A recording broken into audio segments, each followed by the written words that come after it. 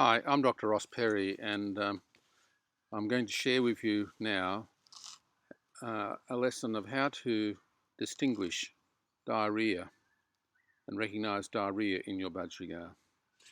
Normally, the intestinal part of the bird's droppings, which is the dark cylindrical part, is tightly coiled, well formed, and like a sausage, a cylindrical sausage, and that is the normal state of Budgies droppings. If the intestinal part of the dropping loses its cylindrical shape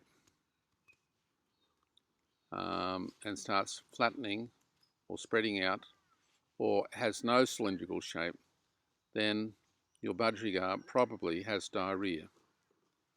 And diarrhea can be normal as a response to eating certain greens and so forth, in which case, as soon as within hours of taking away the greens, or the budgie finishing accessing those, then the diarrhea stops.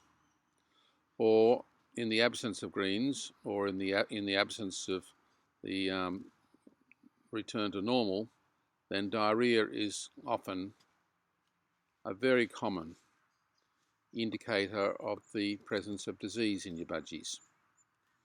And it doesn't just have one cause, it has many causes, maybe 10, 20, 30 different causes that I can think of.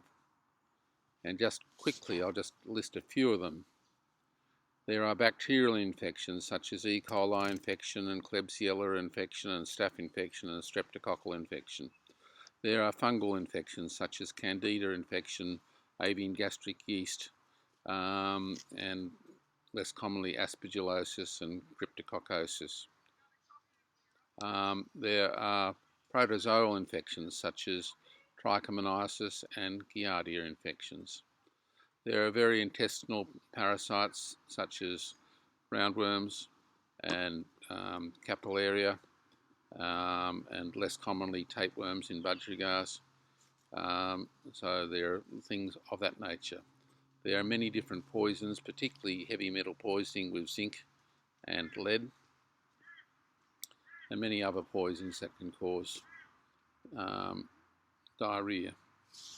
And there's stress, which will cause or can cause both diarrhea and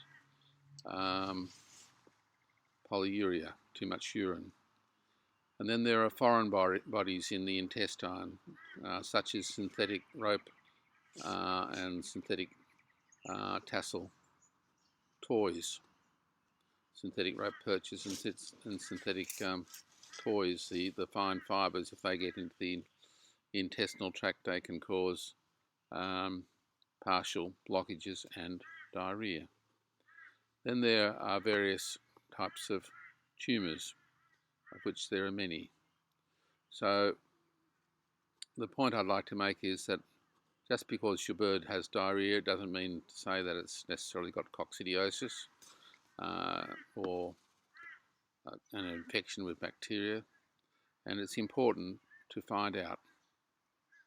If you want to learn much more about this, I recommend that you buy my book, Dr. Ross Perry's Budgie book, now, and you can choose you can choose one or both, an e-book and hard copy.